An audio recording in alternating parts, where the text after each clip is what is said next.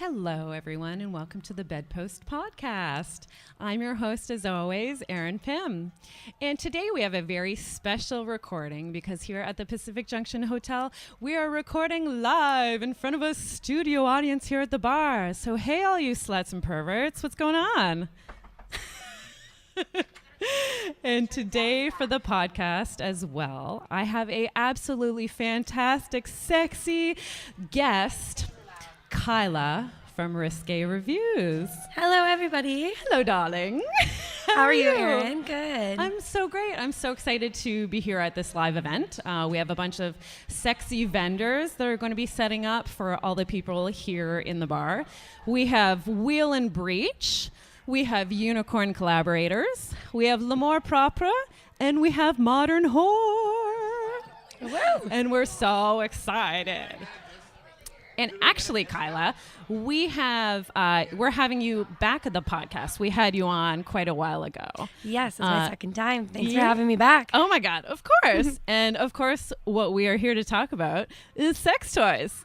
Something you and I both know and love so much. Oh, yes. And you're, as we said before, you're in the sex toy review game. Yes, I've been reviewing on Instagram and on my blog. Yeah, so you are sent sex toys. How does it work exactly? Do you contact them or what happens? Yeah, so some of the toys I purchased by myself or I got when I was working in the industry in retail. And then, since I was able to build my reviews starting with just the ones that I purchased myself, now I'm able to start asking people if they want to send me toys to review. Nice. So I reach out to companies mostly, and then they send me toys. Amazing. And how long have you been doing this for? You've kind of do it off and on as far as I've been understanding, right? Yeah, so I started it last summer, and I did it pretty strong for a few months, and then I was traveling a lot for my past job, so I wasn't able to maintain it when I was traveling so much. So now that I've been back based in Toronto, I've started it up again. Now it's all business. Oh, yeah. Well, mix of fun and pleasure, of course, with business. Yeah, back to the sex toy business. Yeah, it can't be. Is it? Does it feel like work yet? Does it ever feel like work to you? Sometimes, because sometimes you spend like 100 shots just trying to get the one perfect picture to make it Instagrammable, right? Yeah, right. As for like using the sex toys that these companies give you, is there a range of ones you really enjoy to ones that you're just totally not into? Definitely. When I'm looking for toys to review, I try and talk to the toy companies and try and get ones that I think that I will enjoy, because I would rather provide a positive review than negative. Yeah. I can imagine that would be a really hard part of being a sex toy reviewer. Like I wouldn't want to give a bad review, Yeah, so I am honest, but I would prefer if I can be positive. So generally, like, you know your body, and you kind of know at this point what kind of toys you think you would enjoy. Definitely. And in terms of like quality of materials too, like I always look for something that is made of a higher quality and body safe material. Yeah, right. So for people that just know nothing about sex toys, when we're talking about body safe materials, what are we talking about? So medical grade silicone is always a good option, as well as like stainless steel. There are really nice quality wooden toys as well. Depends on the finish they have on them. And then as well, like non-porous plastics. Yeah, so like hard plastic. Yeah, hard plastics. No jellies or soft plastics. Yeah, no jelly rubber or soft plastic. Exactly. Yeah, and why it's so important to know about what's body safe and what's not body safe as far as sex toys go is because the companies are not doing it for consumers. They're not providing safe information about the ingredients, about what's in the sex toys, right? It's not monitored. Yeah, exactly. They're not regulated like our food or medicine. Yeah, so we have to do the research, and that's why it's so important to have sex toy reviewers such as yourself. Yeah, definitely. And then, knowing which companies we can trust and which companies are using high quality materials. Yeah, what percentage of sex toy companies would you say are just garbage? That's a good question. I think in the last even like 2 or 3 years, there's actually been a shift. I've seen some companies that used to make a lot of jelly or rubber toys starting to shift over to silicone. So it's kind of nice to see that the industry, I think, is changing and evolving. So hopefully some of those companies that have made garbage toys in the past are now at least like converting. Yeah, I feel like what are some right off the bat? What are some of your favorite sex toy companies who you've always known to be like quality, body safe, good vibrators, etc., etc.? WeVibe, which is a Canadian Yes. company, is definitely a Love great WeVibe. company. Yeah, Yeah. I love WeVibe too. Yeah.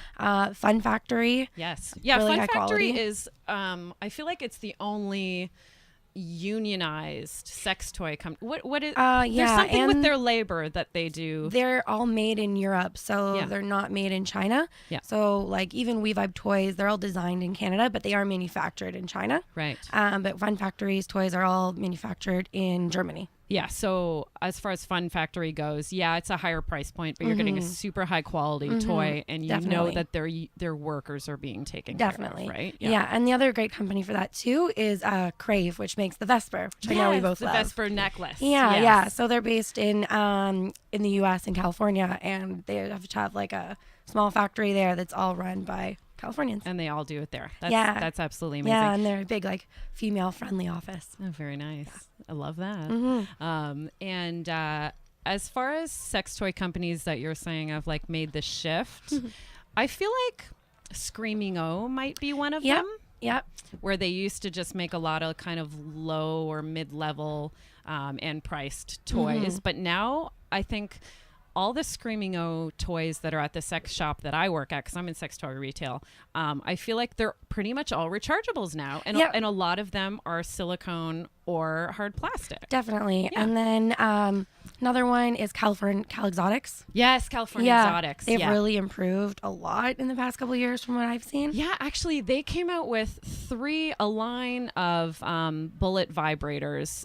They're like red, and they look like a luxe product. I'm so impressed. the It's like the fire ember, ones? Yeah. yeah, ember, like one's flame, I guess, and yeah. I know which ones you're talking about, but I can't remember the names Red, either. yeah, they just look so luxe. And when you compare like kind of a midline product to it, that even if it's silicone, it has seams, and it's just doesn't feel luxe. When you look at that toy, I'm like, this looks like this could be a WeVibe product. Yeah, they're still really nice. Like the main difference I find is the motors. Like Yes. WeVibe and Fun Factory both have that really nice like low rumbly motor, if that makes sense.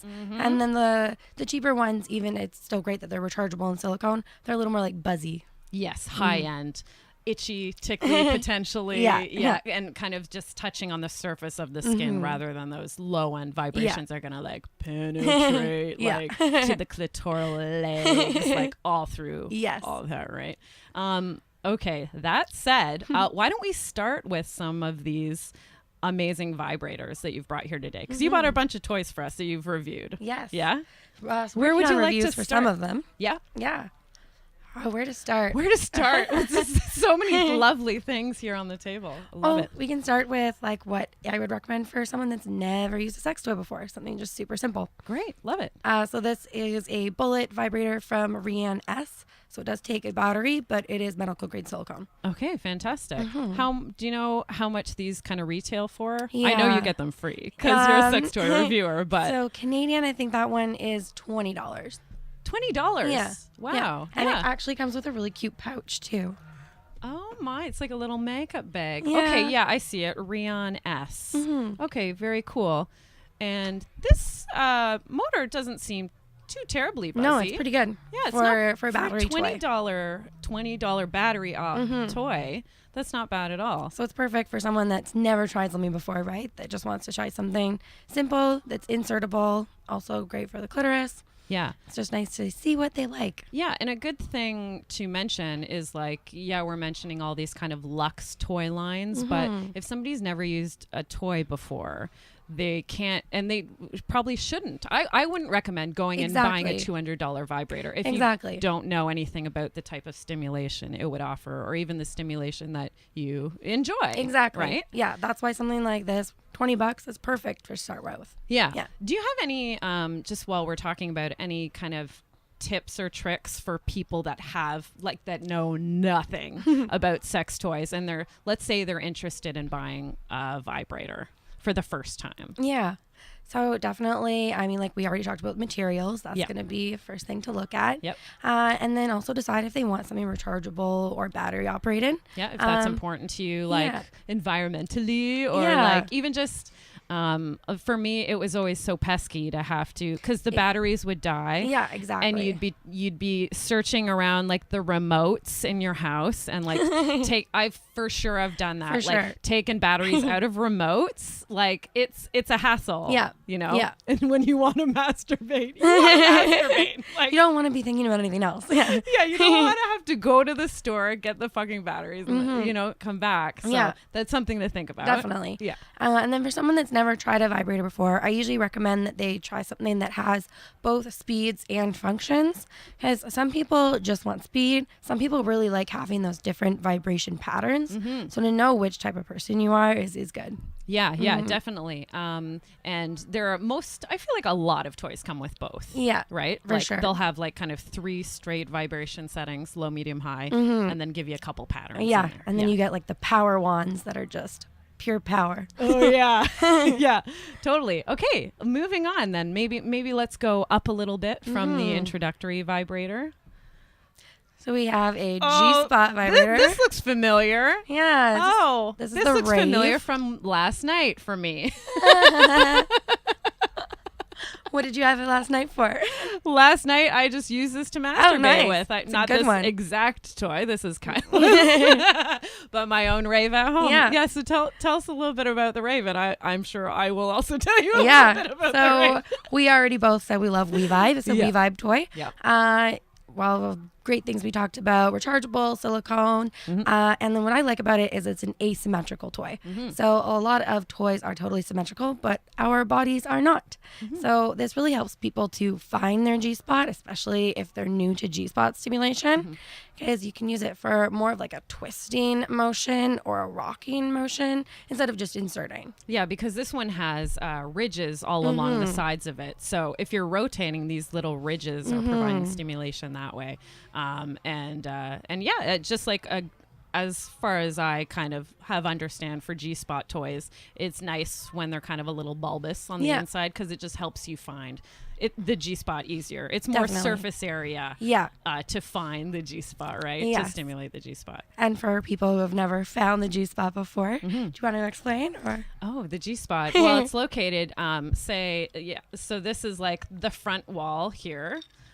If it's going towards me. So if you're using a toy and trying to get your own G-spot, then you're going to insert and rock towards your belly button, towards the front of your body.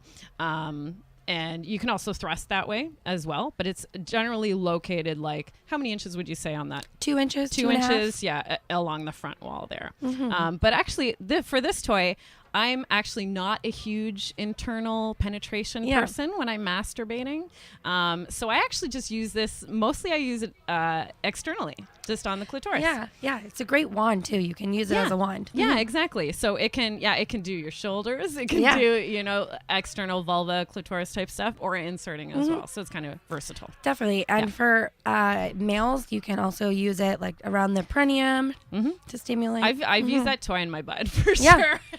Talking about rhythmic settings, I don't use rhythmic settings like usually for when I'm doing clitoral stuff, but rhythmic settings in the butt, I'm like all about. Oh yeah, and for me, I like it on the G-spot. The rhythmic ones, the patterns. Definitely. Amazing. So guys, that's Rave by WeVibe. Love it.